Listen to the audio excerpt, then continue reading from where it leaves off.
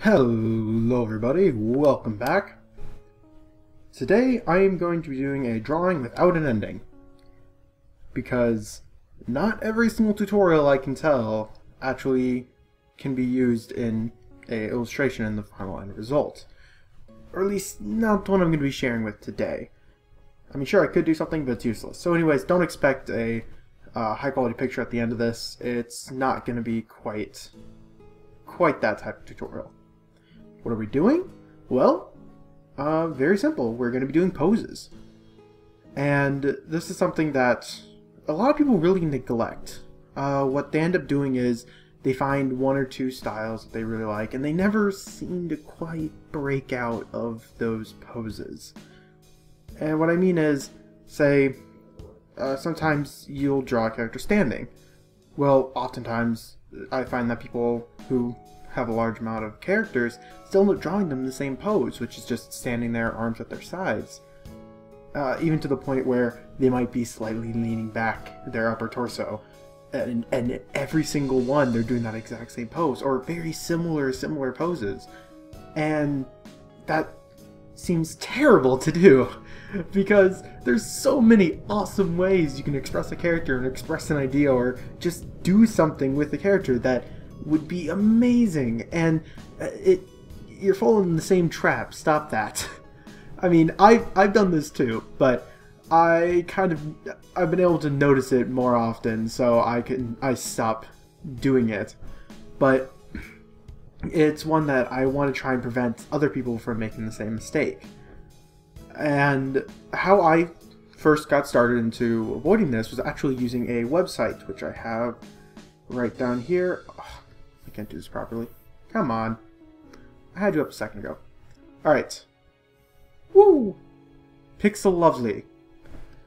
Now, you might be thinking, people? What? Yeah, no, just calm down. Calm down. You can very easily use people for reference to draw poses for Anthro characters, even like really chibi or cartoony characters. Really, just slap ears, a snout, and a tail on it, you're done. It's not that difficult. But what you do with this is you choose how you want your model. So decent is clothed, nude is obviously nude, and then all models is all of them. What genders you want, and then what kind of session. The standard is you just choose a time, so this will change the picture every 5 minutes. I prefer class mode just because it feels like there's a definitive end, and I normally go with the 2-hour one because the 3-hour one requires a 1-hour pose at the end. Oh, actually, 2-hour one does that too. Well then, look at me making fun of myself. Basically, you choose one of these, and it will, if for that set time, do a bunch of poses. Say for the 1 hour, you'll get 10 poses at 30 seconds, 4 poses a minute, 2 poses at 5 minutes 45 seconds, 1 pose at 11 minutes 30 seconds, and yada yada. And what you want to be doing is you want to have like a stack of really cheap printer paper next to you and just scribble all of the poses. Like, just go through. For the 10 poses at 30 seconds, you get that pose down. I don't care if 30 seconds seems like too short of a time, you can do it. You just don't like put any details of what the person looks like, just like have the wireframe. What's a wireframe, you may ask? Well, that's what I'm going to be showing you today. So use this website, and if you want to get a specific pose, there's other ways to do it. You can actually just, every phone should have a timer setting on the camera. Set it up, like hit the timer button, run to the couch, and like just do the pose that you want, and then wait for it to take the photo, and use that. That's completely fine. Even if it doesn't look anything like you, just to have the position of the arms and the legs right, that's the important bit. Then you have the other option, which is to get your friends to pose for you. And, you know, they might be a little bit awkward about it, they might look a little bit strange or robotic. Screw it, you're an artist. Just like draw to look a little bit more natural than what they would be doing. And of course, if you really don't want to do any of these options, you can just go on Google and find people on Google. I mean, don't draw them, draw their pose, since you can't really copyright a pose. So, you always have options. Now, what's a wireframe? That's a strange word I was using earlier. I'm going to be using black for this just because it's easier. But a wireframe is the figure. So head, spine, torso, hips, shoulders, arms,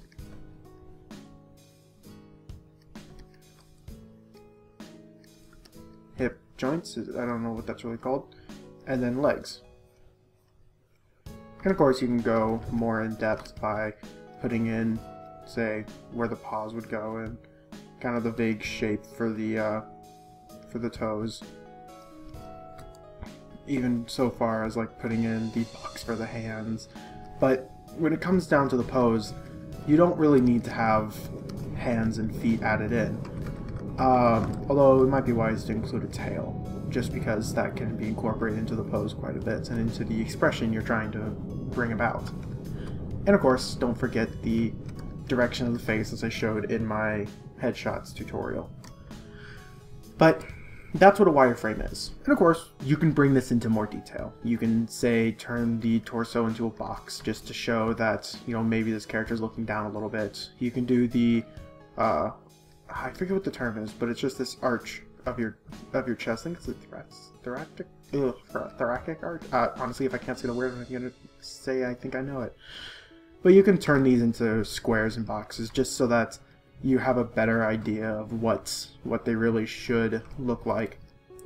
And then when you have that done, for digital art, you just drop the opacity, go up a layer, change the color so you can see it easier. I'm going to go with the blue here.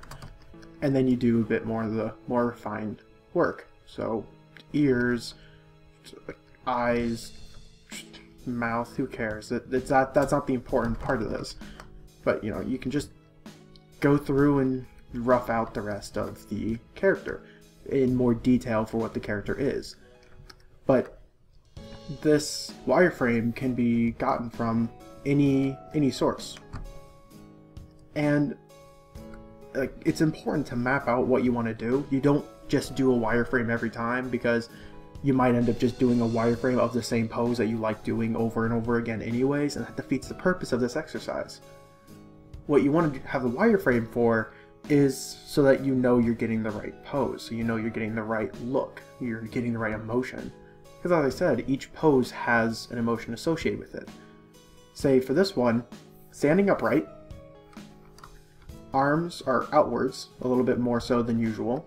Legs are a little bit wider than the shoulders, or the feet are a little bit wider than the shoulders. So this person is in a bit more of a ready stance. Like, imagine your arms going outwards a little bit, feet wide set, just ready to you're anticipating something, you're waiting for something. This pose would also work well for, say, a reference, just because you could see the inside of the arm here. Maybe if this arm is pointing downwards, then you could see the uppers of it here, you know, and then it's wide apart so you can see the torso and all the details that you have there. So there's other uses for this pose. But say you have a really sad image, something that the character may have gone through a traumatic moment in the illustration, or it's some moment in a webcomic that you're doing. Well then, those type of drawings will have the characters curled up. They'll have them small. They'll have them in defense. So they'd oftentimes be looking down. Their spines will be bent very harshly, and everything will be really, really confined. So take this for example. They're grabbing their legs. They're trying to cover up their torso. Think of it as a survival instinct. If you're scared or afraid, you would want to protect everything that's important, everything that's in your chest and your stomach. And so you use your limbs to do that. And it's not just in this case. There's other ways to express characters that are really scared or really shy. It's just any way of having their arms internalized. If they're pulling everything inwards, if they're kind of covering themselves up, then you get this idea that the characters are scared, or they're in some sort of distress, or even that they're just simply nervous. So you oftentimes see people like grabbing their arms. That'd be a really good example. And then their legs would be very much pointed inwards. They wouldn't want to be like imposing. They wouldn't want to have things that are really spread out. So you would have a lot of the same ideas, where you cover up details because they don't want stuff showing. And then you have the flip side. Say they're intimidating, they're large, they're empowering. Then you have them doing the exact opposite. I mean, they might have their backs arched a little bit still, but I'm sorry, I'm trying to talk and sketch the stuff in, so the stuff gets a little bit more difficult to do. But honestly, with these level sketches, you want things to be really fast. Like, there's no purpose in this sketch being super well defined. But say you're scaring away a bear. I mean, you wouldn't want to be all sulky in the corner. I mean, sure, playing dead is probably a better idea with bears, but you get my meaning. You want to be really wide set. You want your characters to have their arms splayed out.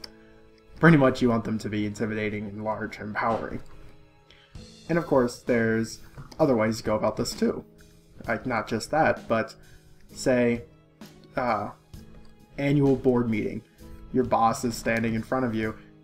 They might have their hands on their hips looking disapprovingly at you, almost like a parent whose child just stole something out of the cookie jar and is caught red-handed. And that's very similar, wherein their body expressions are very wide set. They wouldn't have their hands in... A parent wouldn't have their hands in their pocket when they're scolding a child. That's something very important to think of. And of course, like I said, very, very rough stuff thrown in. I might take one of these to next step up, just so I can show what I mean by it. But legs always bug me a little bit. They actually bend inward slightly. I don't know. I'm not gonna bother explaining that one. But if you're empowering, then you'd be showing off your torso. You'll be exposing this stuff because you're not threatened by the other person, or just not threatened by the situation you're in. And, you know, this applies to every single expression. There's a way to show it. There's a importance to every single pose that you can do. And this similar rule set doesn't strictly apply to the whole body either. Even stuff as small as your hand can actually impart a lot of expressions. And this one is very easy to compare with parents as well. Say you're trying to help someone out, help out a small child, you offer your handouts open. So, you know, rough box shape for a hand, palm up. I'm sorry, I haven't done a hand tutorial, so this might look really strange just for a rough estimate, but pretty much your hand is out and it's open. Yeah, this is not something I can really show just by doodling it in, but I hope you kind of get the idea that I'm pointing out here. But if you're willing to help someone, you offer an open hand. If you're trying to scold someone, you close it and you point your finger. And that's a very aggressive hand motion. If you're not willing to help someone, then you oftentimes will have your hands turned down, your palms facing away from someone. Say like you're just kind of resting your hand on your lap, you're very visibly not showing your palm. So you're not giving that idea of being willing to help. And all of this translates into drawings. All of this translates into the pose that you have.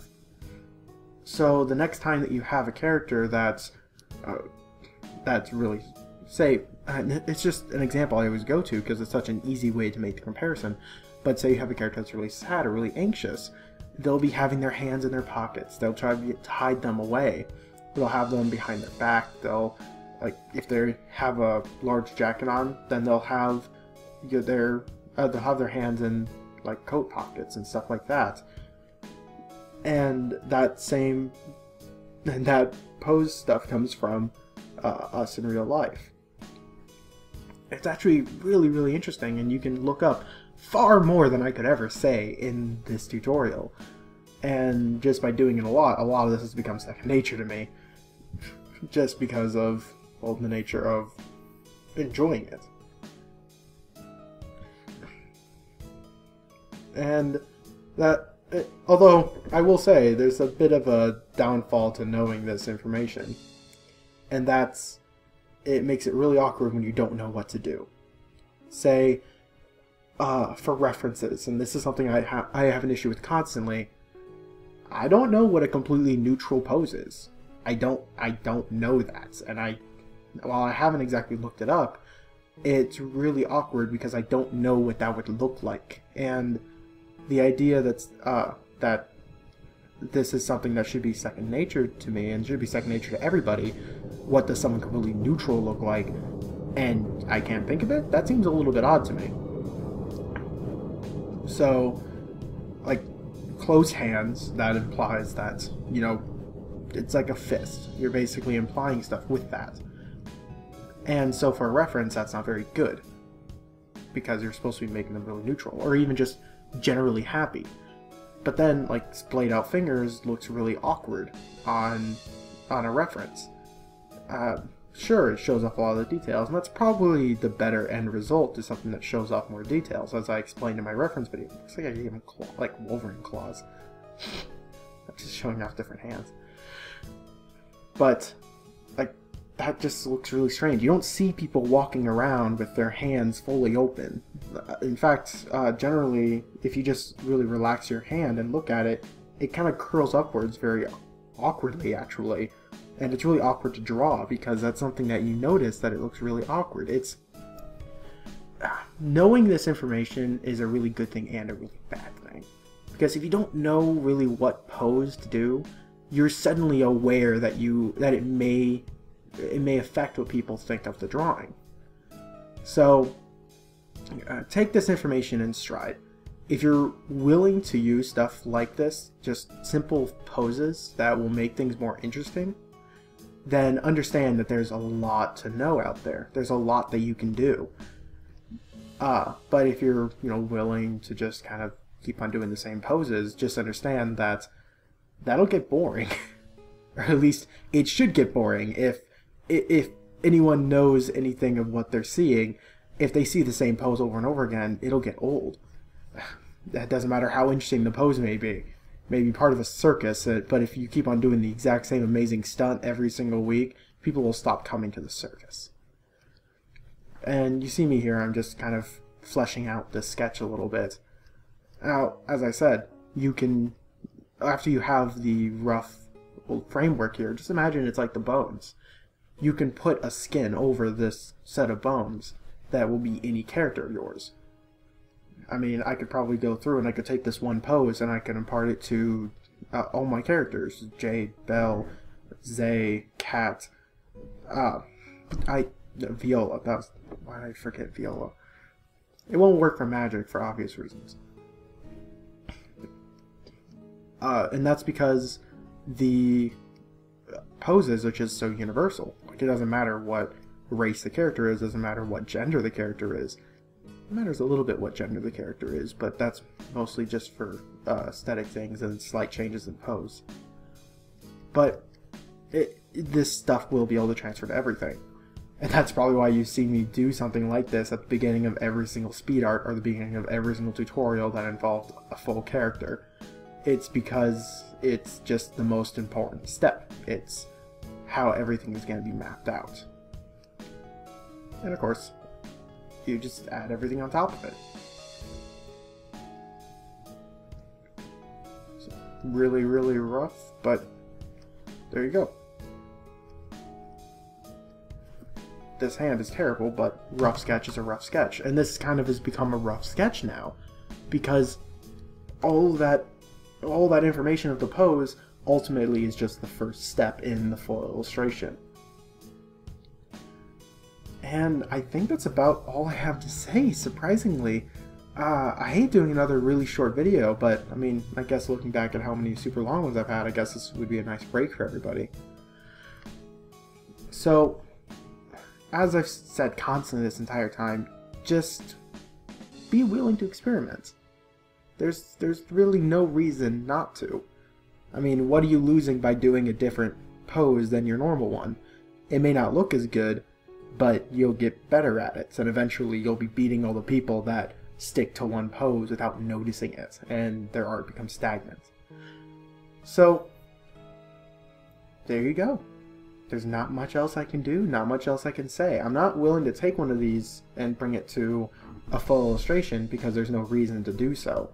As I said, all I'm showing you is a bunch of different poses and things to keep in mind when modeling your characters. So, say if I take this drawing here and turn it into a full thing, there's what am I showing with that? Oh look, it's a person standing there. If I take one of the sad things, it's a sad person. It's still showing the exact same result of the poses that I've been saying. So I think I'm just going to end this here. As usual, if you have any ideas for future tutorials, leave me a note or leave me a comment down below, or shoot me an email. My email address will be at the end of the video. If you simply liked what it is, then thank you, you liked what it is. I'm not going to say show me what you make with this, because I'm not making anything with this and I'd feel like a jerk if I did that. Anyways, thank you all for watching and have a wonderful day. Goodbye.